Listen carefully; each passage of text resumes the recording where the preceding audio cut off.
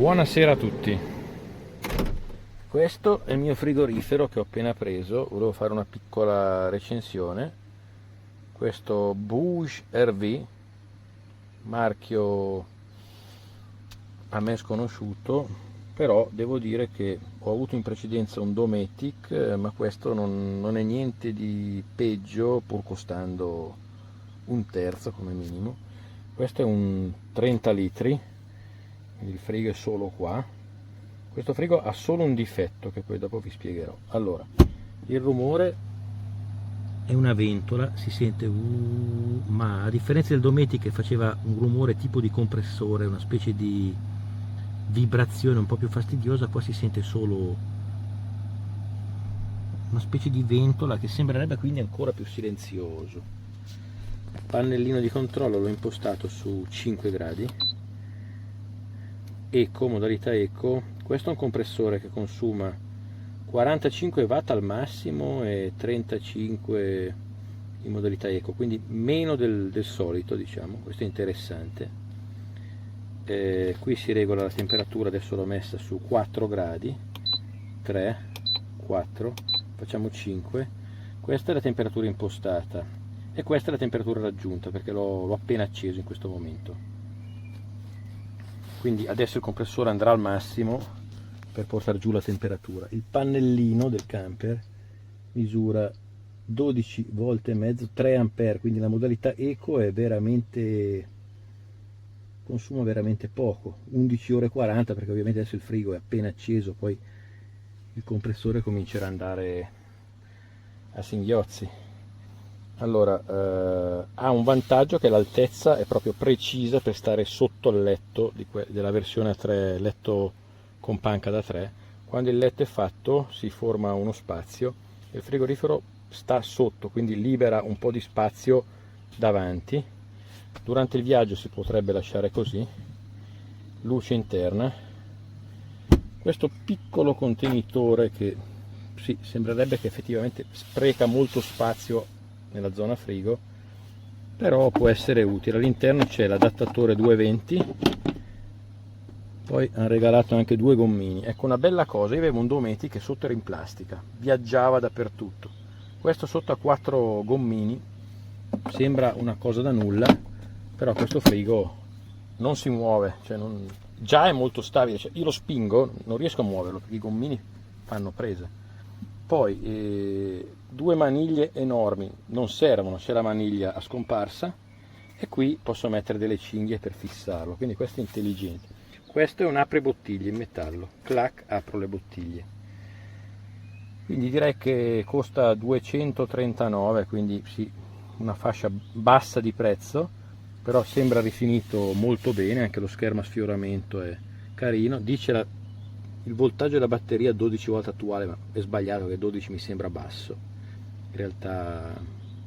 Poi veniamo all'unico difetto di questo frigo, però ci passo sopra, perché se avessi preso un frigo in cui ci stanno le bottiglie in verticale non mi stava poi sotto al letto, quindi purtroppo questa è la massima altezza, che è 41,5 cm di altezza, quindi le bottiglie lunghe posso metterle in fondo. Ora, non è che per forza devo metterci queste bottiglie d'acqua che poi a 4 gradi mi viene una congestione a berle, però se voglio, per dire, riempirlo di cose varie, cibo eccetera, posso poi tranquillamente metterci sopra una bottiglia appoggiata che si raffredda un po', oppure usare bottiglie diverse, perché purtroppo sembra quasi che ci stanno, ma non c'è niente da fare, tocca. Sta aperto leggermente. Questo è un difetto, però ho visto che tutti i frigoriferi in cui ci stanno le bottiglie in verticale poi dopo non sono abbastanza bassi. Rifinito bene con tutte le varie istruzioni per l'uso, luce interna, separatore volendo per separare 2 zone. Adesso faccio una prova, metto queste bottiglie per vedere quanto tempo ci mette a raffreddarle.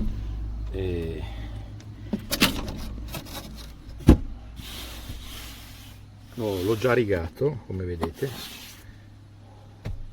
e niente, direi che per il prezzo che ha, secondo me È abbastanza intelligente come frigo.